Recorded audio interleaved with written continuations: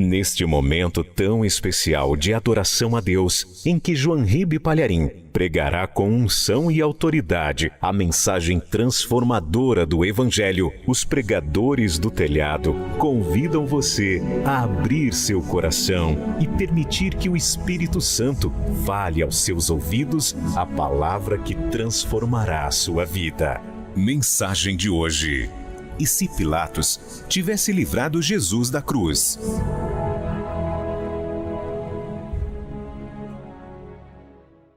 Eu quero que você pegue o Evangelho e abra em Lucas, capítulo 23, versículo 20. Falou, pois, outra vez Pilatos, querendo soltar a Jesus. Vou ler de novo. Falou, pois, outra vez Pilatos, querendo soltar a Jesus. Falo mais uma vez, e você está comigo aqui na sede da Paz e Vida, repete em seguida.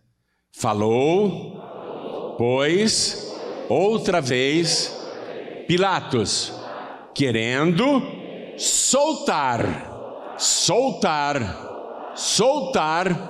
a Jesus. Amém? Pilatos se esforçou muito para soltar Jesus. Por quê? Por qual motivo? Ele que era um homem sanguinário, cruel, um homem realmente sanguinário, um homem realmente mau, ele que era uma pessoa que não se importava com a vida de ninguém, totalmente corrupto e vil. Por quê que Pilatos começa a se esforçar tanto para soltar a Jesus? Você sabe que na igreja cristã da Etiópia, Pilatos é venerado como santo. Tem até uma imagem assim, lá na Etiópia, eles ficam acendendo vela e rezando para o Pilatos. Coisas da religião, né? Porque esse homem mau, que não dá valor à vida humana, porque ele está se esforçando tanto, ó o detalhe, outra vez, falou, pois, outra vez Pilatos querendo soltar a Jesus, ele vai insistir para soltar Jesus. Por quê? Por quê? Você acha que ele é bonzinho? Não, esse homem não presta, esse homem não é santo não. Esse homem não se converteu. Ninguém sabe exatamente o fim de Pilatos, mas algumas histórias dizem que ele se suicidou, outras histórias dizem que ele, depois de ter sido destituído do poder, ele foi para um exílio e ficava o tempo todo lavando as mãos, o tempo todo, ficou com esse toque, eu quero lavar as mãos, porque ele lavou as mãos na condenação de Jesus. Pilatos não é bom. Por que ele insiste e quer soltar Jesus? Quer saber isso ou não? Quem quer saber? Então desocupe as mãos e dê para esta palavra a melhor salva de palmas que você já deu em toda a sua vida. E enquanto você aplaude, olha para o céu e diga assim: bendito seja o teu nome, Senhor. Diga, glorificado seja o teu nome, Senhor. Isso, vai aplaudindo e vai glorificando. Continua, não para não. Pai querido e Deus amado, estas palmas são para o Senhor, não são para outra pessoa. Esta pessoa está te aplaudindo e te glorificando.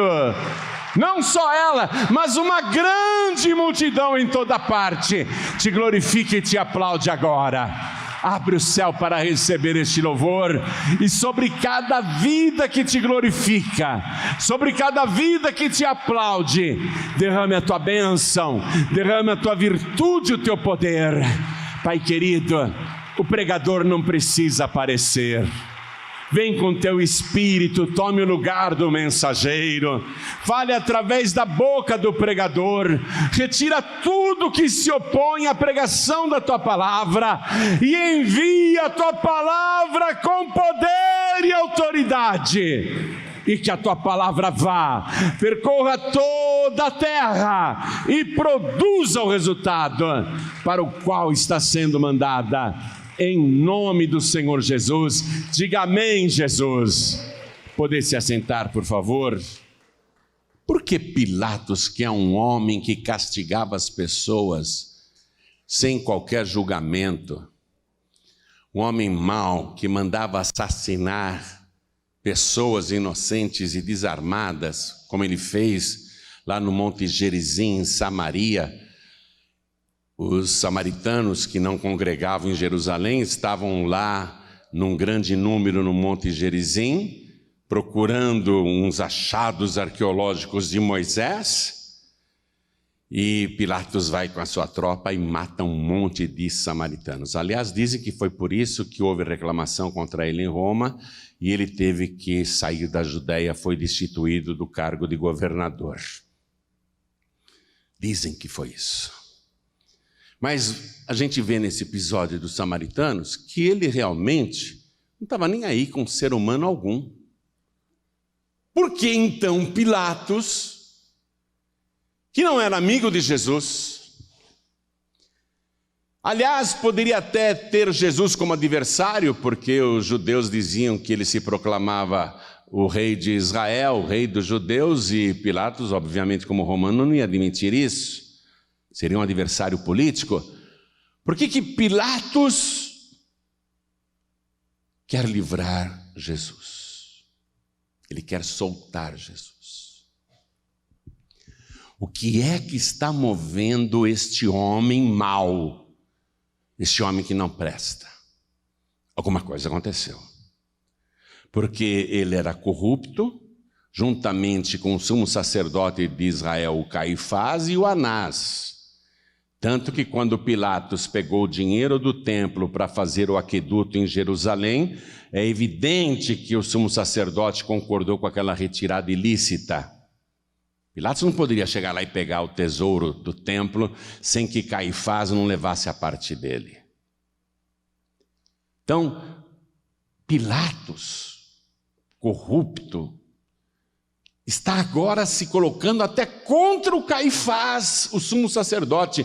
E veja, Pilatos tinha autoridade para destituir o sumo sacerdote. Ele não precisa bajular o Caifás e nem o Anás. Se ele quiser, ele nomeia outro sumo sacerdote em Israel. Pilatos agora se coloca contra a vontade do sumo sacerdote, que exige a crucificação de Jesus, que incita a multidão a clamar: crucifica-o, crucifica-o. Os seus assessores acompanharam, e a multidão também: crucifica-o, crucifica-o. Pilatos quer fazer de tudo para soltar Jesus. Eu hei de crucificar o vosso rei? Não temos rei além de César. Pilatos tenta. Tem até a ideia de colocar o Barrabás ao lado de Jesus, certo de que o povo iria soltar o inocente e benfeitor Jesus, e não o malfeitor e criminoso Barrabás. Até isso Pilatos faz porque ele quer soltar Jesus. Por que ele quer soltar Jesus? Por que ele está se esforçando tanto e discutindo com a multidão para soltar Jesus? Alguma coisa aconteceu com ele. Alguma coisa grave aconteceu com ele. E eu vou te mostrar aqui na palavra de Deus. Quando Pilatos estava lá no tribunal, julgando o caso de Jesus, a mulher de Pilatos manda mensageiros para conversar com o marido. Evangelho de Mateus, capítulo 27, versículo 19. E estando ele, Pilatos, assentado no tribunal, sua mulher mandou-lhe dizer: não entres na questão desse justo, porque num sonho muito sofri por causa dele. Pilatos recebeu a mensagem da esposa trazida ali por secretários. A mulher dele estava apavorada. A mulher dele, naquela noite, teve pesadelos que pareciam reais. Ela se sentiu atormentada, ela gritava naqueles pesadelos, ela acordava assustada, voltava a dormir e sonhava de novo. Sonhava com Jesus. E o quanto ela ia sofrer, ela e o marido, se condenasse Jesus à morte. Ela está pensando em escapar de um castigo divino.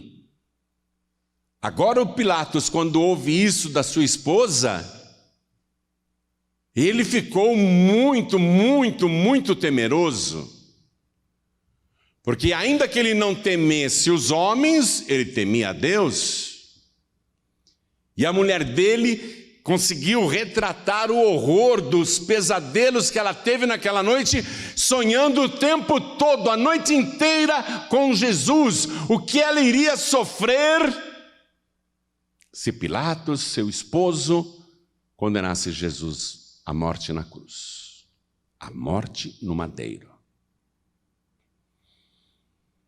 Então Pilatos muda o comportamento ao receber essa mensagem da esposa.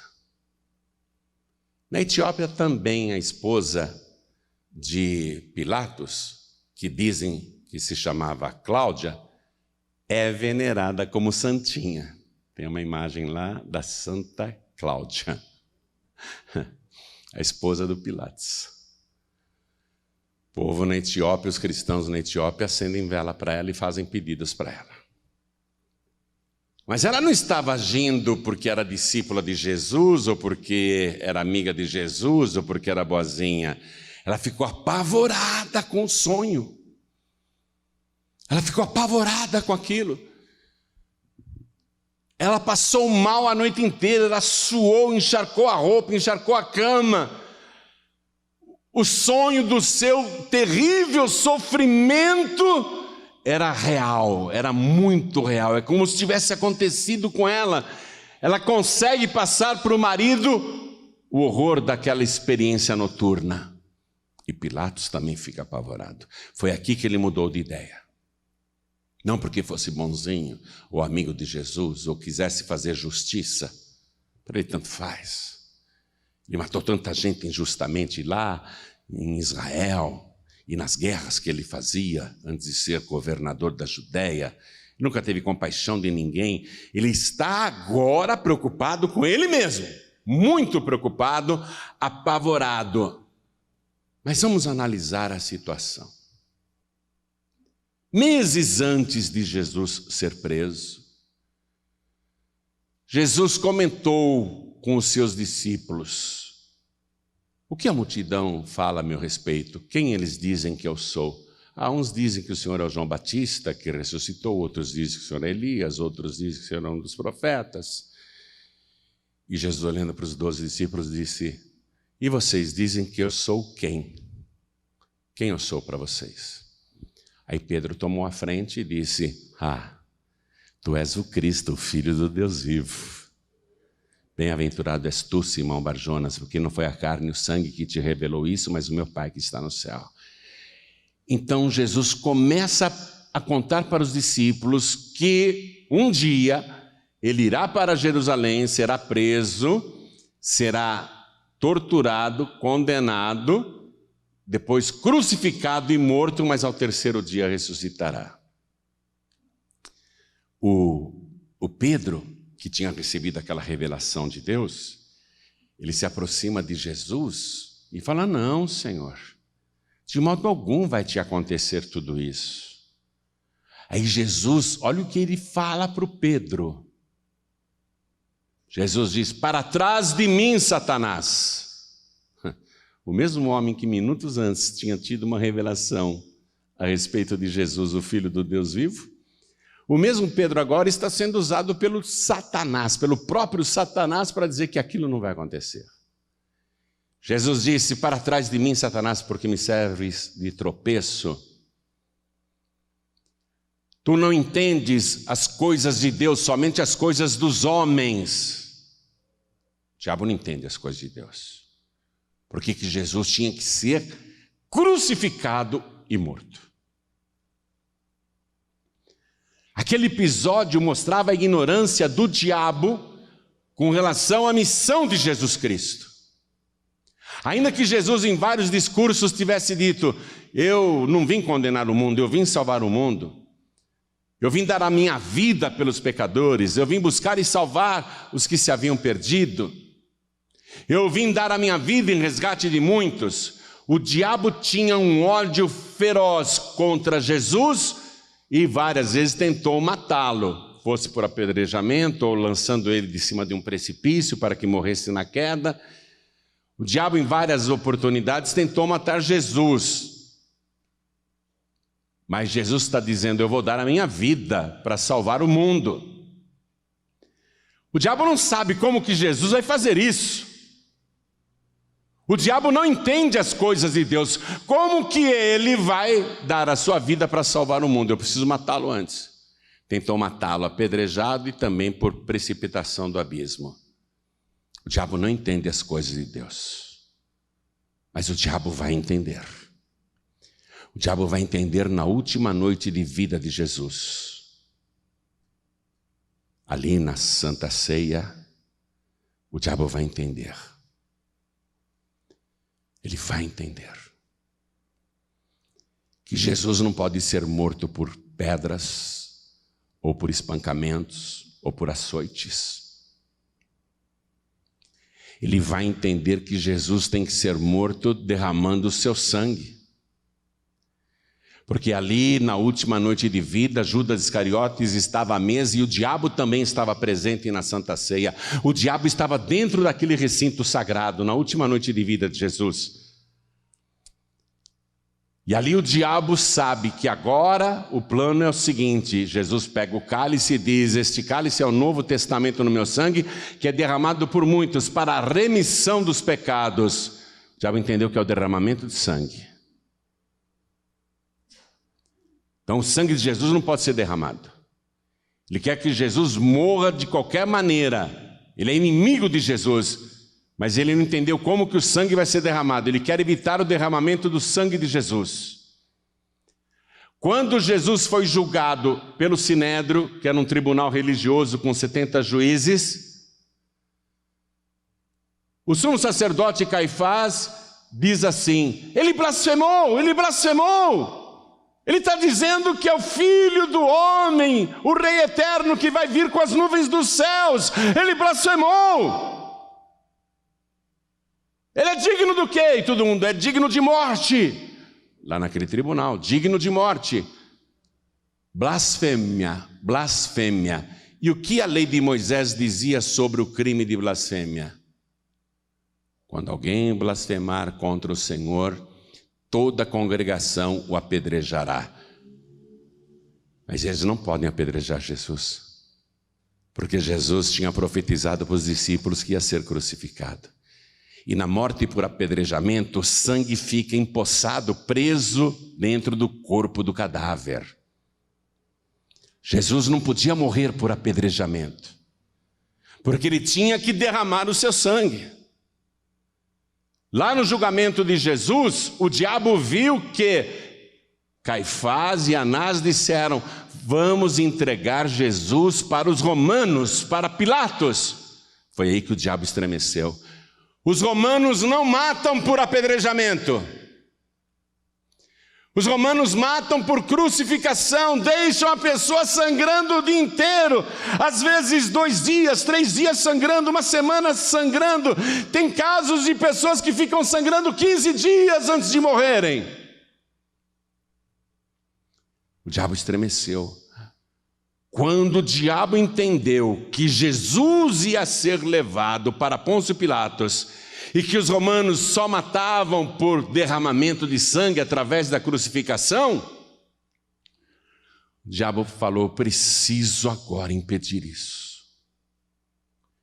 Eu preciso impedir que Jesus seja crucificado. Ele mandou muitos demônios lá no quarto da esposa de Pilatos, para aterrorizar a mulher naqueles pesadelos, dizendo: olha, se você e o seu marido se envolverem na morte de Jesus, olha o sofrimento que espera vocês. Olha o que vocês vão sofrer. Olha o que você vai sofrer se o teu marido condenar Jesus à cruz. Por isso que ela foi tão convincente. O diabo a aterrorizou, porque agora o diabo quer evitar a profecia que Jesus fez. O Filho do Homem será preso, será condenado, torturado, crucificado, morto, mas ao terceiro dia ressuscitará. Ele vai dar o seu sangue. Ele falou lá na mesa, no cenáculo. Ele falou naquela sua última refeição. Ele falou naquela ceia: este cálice é o novo testamento do meu sangue, que é derramado por muitos para a remissão dos pecados. Então é isso. Aí o diabo entendeu as coisas de Deus. É isso. Ele vai derramar todo o seu sangue. Eu já tinha ouvido a pregação de João Batista dizendo que ele é o Cordeiro de Deus, mas eu não entendi, mas agora eu entendo. E eu não posso permitir que isso aconteça. Eu vou dizer algo que vai te estarrecer, acredite nesta palavra. O diabo quer matar Jesus, sim, mas vai fazer de tudo para que não seja através da cruz, para que não seja através do madeiro. Agora o diabo está entendendo. Por que Jesus vai derramar o seu sangue no madeiro? Você pensa que o diabo não conhece as Escrituras? Na tentação do deserto, o diabo foi lá e recitou o Salmo 91 para Jesus Cristo. O diabo citou Deuteronômio para Jesus Cristo. O diabo conhece as Escrituras. Sabe o que está escrito na palavra de Deus, no livro de Deuteronômio, no capítulo 21, versículo 23, está escrito que maldito aquele que for pendurado no madeiro. Então o diabo está começando a entender as coisas de Deus. Jesus vai derramar o seu sangue, vai ser morto, até que não haja mais sangue no seu corpo. Ele vai derramar o seu sangue para a remissão dos pecados, pecado que eu trouxe ao mundo. Eu sou o autor do pecado. Ele quer eliminar a minha obra que já dura milhares e milhares de anos, e ele vai se fazer maldito no madeiro para levar as maldições que eu lanço nas pessoas. A maldição que há sobre a raça humana, a maldição da morte, a maldição do sofrimento, a maldição da doença.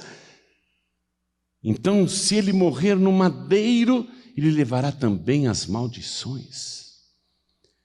Por isso que agora Pilatos se transforma não num instrumento de livramento de Jesus Cristo, mas ele quer impedir a crucificação. E se Jesus não tivesse sido crucificado?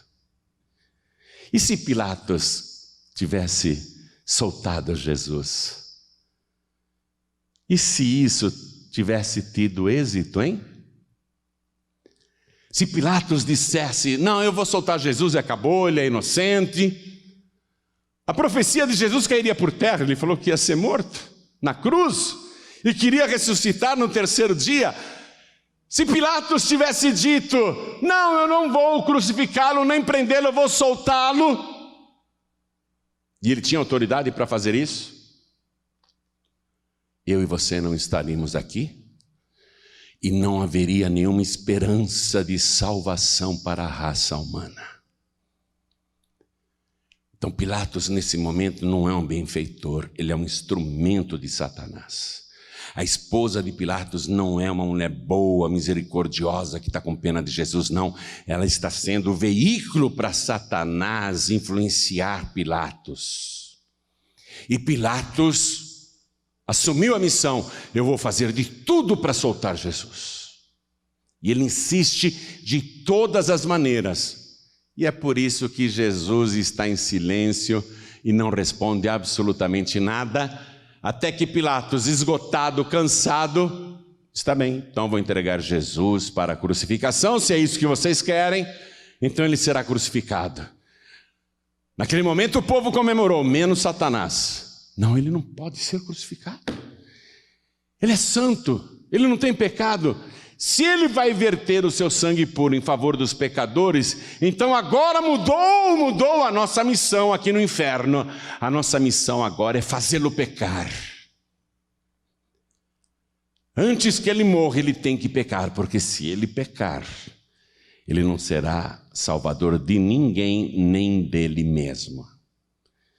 Por isso que você vai, na leitura do Evangelho, contemplar tantas provocações, ofensas, cusparadas no rosto, esbofeteamentos, zombarias. Por isso que você vai contemplar tanta injustiça, tanta iniquidade naquele julgamento de Jesus. Por isso que Jesus é o único crucificado em toda a história romana que recebeu uma coroa de espinhos na cabeça. Roma crucificou milhares e milhares de pessoas, mas só um crucificado teve a coroa de espinhos na cabeça. Até nisso Jesus é único e diferente. Oh, salve rei dos judeus! E enfiaram a coroa de espinhos na cabeça dele, colocaram uma capa vermelha no pescoço dele, uma cana, um pau na sua mão, e os soldados romanos se ajoelhavam diante dele, davam gargalhadas e diziam: salve rei dos judeus, para que ele pecasse, para que ele xingasse, para que ele perdesse a paciência. E como Jesus continuava inabalável, em silêncio, então eles tiraram aquele pau que estava na mão de Jesus, como se fosse um cetro real, aquela cana, e batiam na cabeça de Jesus. Batiam na cabeça de Jesus e riam, e zombavam, e cuspiam no seu rosto, está escrito no Evangelho. E Jesus aguentando tudo, porque agora Jesus já entendeu que o diabo quer que ele peque, que ele perca a paciência. Quando Jesus sai carregando a cruz, ele é chicoteado no caminho, tudo para ficar revoltado. Quando colocam ele lá sobre a cruz no Monte Calvário e enfiam os pregos nas mãos e nos pés, era para ele xingar, blasfemar, rogar pragas para todo mundo. Mas Jesus diz: Pai, perdoa-lhes, porque não sabem o que fazem. Mesmo depois que Jesus estava pendurado entre o céu e a terra, pessoas iam lá no pé da cruz: oh, o senhor não é o filho de Deus? Desce daí. Desce daí. Também os sacerdotes de Israel e Jerusalém iam lá e diziam: ué, tu não és o Messias? Então vai, desce da cruz para a gente acreditar em você. Vá, que Messias o quê? Não consegue se salvar nem a si mesmo, quanto mais ser salvador dos outros. Zombaram, escarneceram, provocaram, para que ele pecasse. Aí o diabo incorpora no ladrão que está à esquerda de Jesus em outra cruz e provoca de pertinho o Senhor. Sai da cruz, salva-te a ti mesmo e tira-nos da cruz também, se tu és o Filho de Deus. E Jesus não responde nada. E se Jesus tivesse sido solto por Pilatos, a história da humanidade seria outra. Jesus poderia morrer de qualquer outra maneira, poderiam matar Jesus de qualquer outro jeito, mas não, ele já havia determinado: eu vou ser crucificado, eu vou morrer no madeiro, eu vou derramar todo o meu sangue para remir os pecadores. Este cálice é o Novo Testamento no meu sangue, que é derramado por muitos para a remissão dos pecados. Jesus Cristo vai aguentar tudo aquilo no madeiro para levar sobre si as nossas maldições. Livro de Gálatas, capítulo 3, versículo 13, eu estou terminando a mensagem. Cristo nos resgatou da maldição da lei, fazendo-se maldição por nós, porque está escrito: maldito todo aquele que for pendurado no madeiro. Aí quando Jesus, às 3h, faz um esforço sobre-humano, já sem sangue no corpo, e olha para o céu que está escuro, porque houve trevas em toda a terra do meio-dia até às 3h. Jesus olha para aquele céu escuro, mas ele não vê trevas, não, ele vê luz, ele vê o Pai. Ele diz: Pai, nas tuas mãos eu entrego o meu espírito. E ele tombou a cabeça. Quando ele tombou a cabeça, aconteceu um terremoto. Tanto a terra gritando: eu não quero beber o sangue do meu dono, eu não quero beber o sangue do meu Senhor. Era tanto a terra gritando, como as profundezas do inferno estremecendo.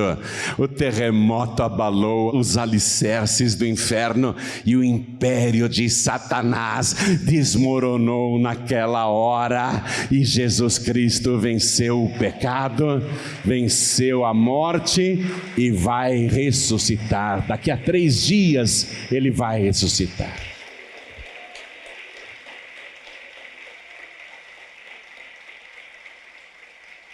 Pilatos perguntou para a multidão: vocês querem Jesus ou Barrabás? Barrabás. Você quer quem? Barrabás é o mundo. Barrabás são as coisas erradas. Barrabás representa tudo que não presta, tudo quanto é vício. Ele era cheio de vícios. Ele tinha crimes e homicídios. Ele era um assaltante e homicida. Era um mentiroso, era um enganador, era um trapaceiro, era um sujeito desleal, era um homem sem caráter, era um homem vil. Barrabás representa o pior do ser humano. Você quer Barrabás ou Jesus? Quem você quer para você? A multidão preferiu Barrabás porque o mundo prefere as coisas deste mundo. Mas as pessoas que são de Deus, elas preferem Jesus Cristo. Toda pessoa que é de Deus prefere Jesus Cristo, porque entende a obra que ele fez na cruz do Calvário. Jesus disse: este cálice é o Novo Testamento no meu sangue, que é derramado por muitos para a remissão dos pecados. Jesus poderia ter dito derramado por todos, mas ele disse por muitos. Sabe por que ele não falou por todos? Porque não são todos os que querem. Você não percebeu ainda? Que não são todos os que querem. Tem gente que prefere aí o Buda, tem gente que prefere o Maomé, tem gente que prefere o Kardec, tem gente que prefere o Santo Pilatos, tem gente que prefere a Santinha Cláudia. Quem você quer para a tua vida? Quem você quer para você? Fique de pé, por favor, porque a palavra de Deus é muito clara. Jesus derramou o seu sangue para a remissão dos nossos pecados e ele morreu no madeiro, se fazendo maldito por nós. E é tão patente que ele morre no lugar dos pecadores, que ele tomou aquela cruz do meio, que não era dele, mas do próprio Barrabás. A morte de Jesus foi em favor dos piores pecadores. Agora não diga: eu não sou tão pecador assim, eu não roubo, não matei ninguém até hoje, eu procuro andar direitinho na linha. Jesus provou que todo mundo tem pecado, que você não precisa ser um ladrão e assassino para ir para o inferno. Ele provou isso ao defender a mulher adúltera,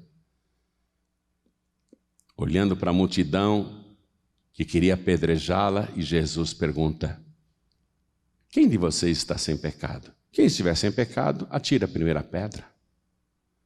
E todo mundo, dos mais velhos aos mais jovens, saíram. Por quê? Dos mais velhos aos mais jovens. Por quê? Porque reconheceram que tinham pecados. E o salário do pecado é a morte. O pecado causa a morte. Jesus morreu pelos nossos pecados. Os nossos pecados causaram a morte de Jesus. Ele morreu pelos nossos pecados. Ele morreu no lugar dos pecadores. Ele morreu no meu lugar. Ele morreu no teu lugar. Ele se fez maldito para que você seja bendito.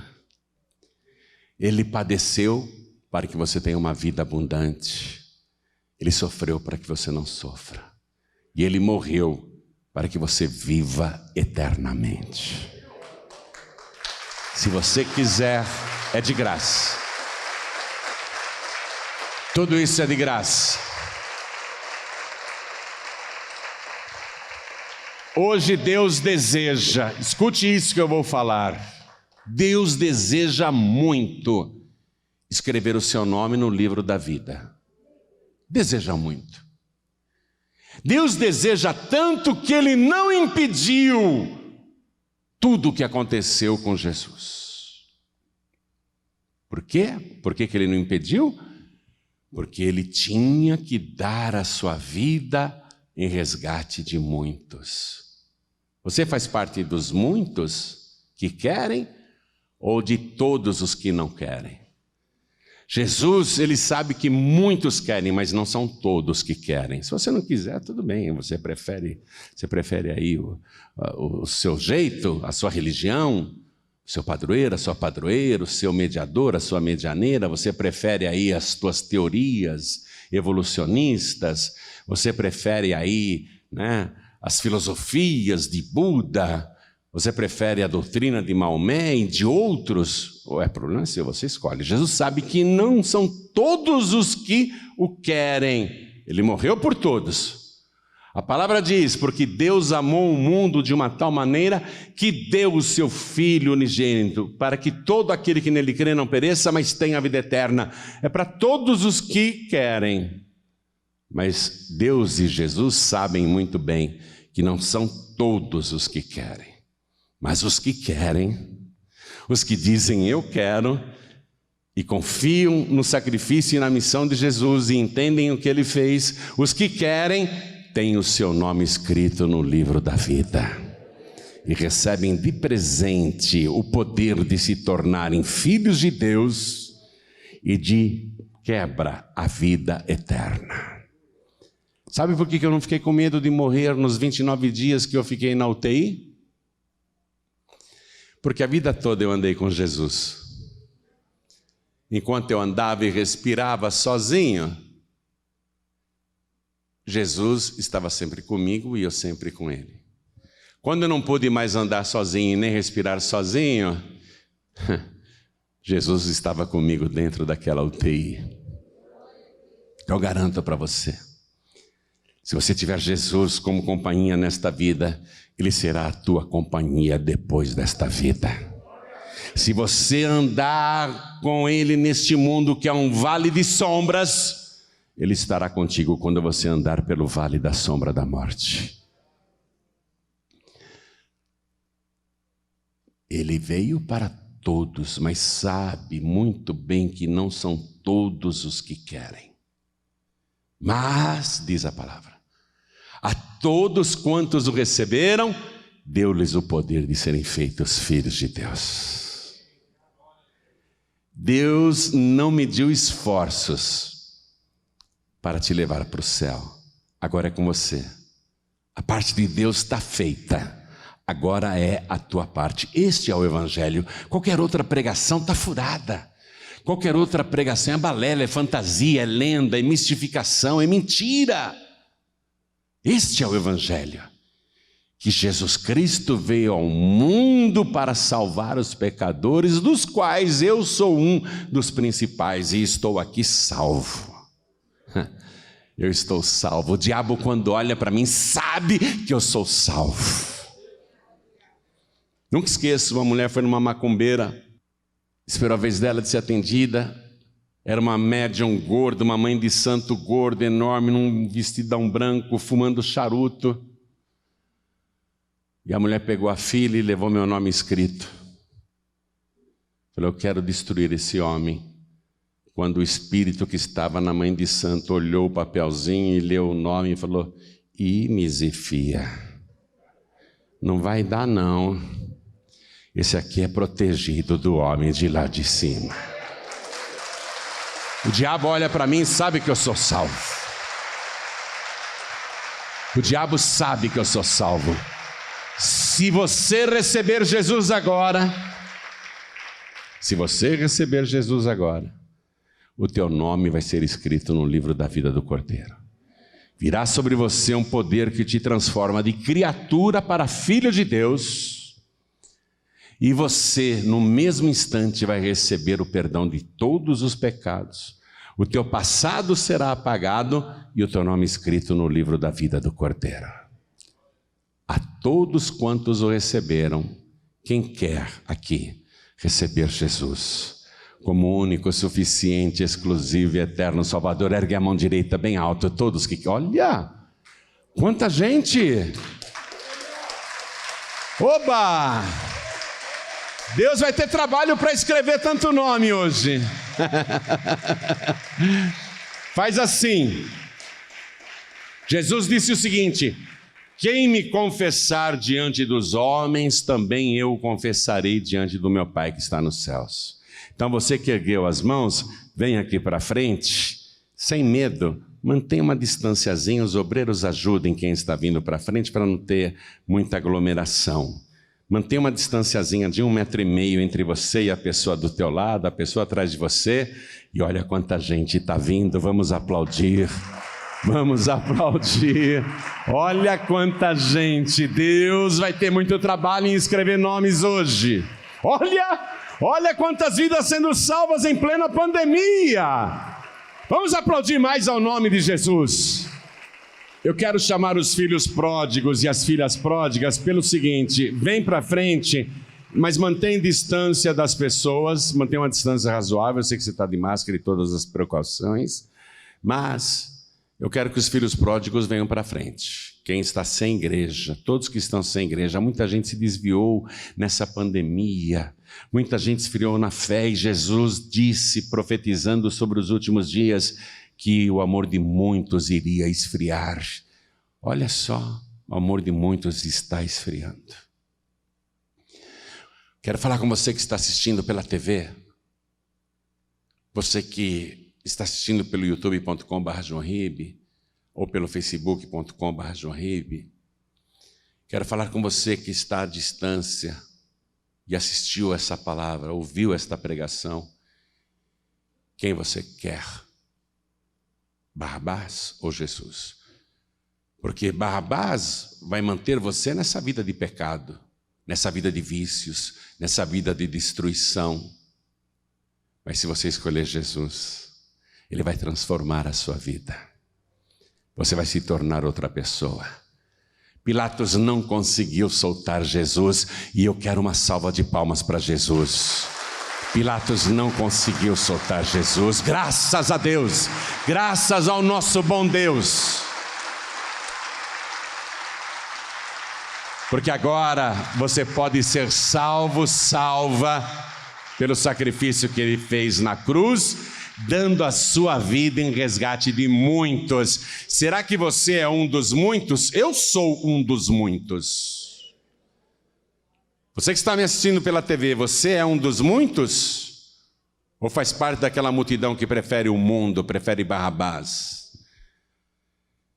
Se você quer Jesus, então, aí onde você está, seja em casa, no hospital, ou quem está ouvindo pela rádio, quem estiver ouvindo pelo aplicativo da Feliz FM, se você está à distância, mas quer receber Jesus ou voltar para Jesus, diga sim, eu quero. Diga sim, eu quero. Você que está à distância, se for possível se ajoelhar, ajoelhe-se ao lado do teu rádio, ao lado do teu computador, ao lado do teu televisor. E nós aqui na sede vamos nos ajoelhar diante do altar. Olha quantas vidas salvas. Olha quanta gente. Coisa linda. Que bom que Pilatos não conseguiu soltar Jesus, entendeu agora? Ele padeceu por nós, para que a gente não padeça. Ele sofreu para que a gente não sofra. Ele disse: eu vim para que todos tenham vida e a tenham com abundância. Coloque a mão direita sobre o teu coração e ore assim comigo. Meu Deus e meu Pai.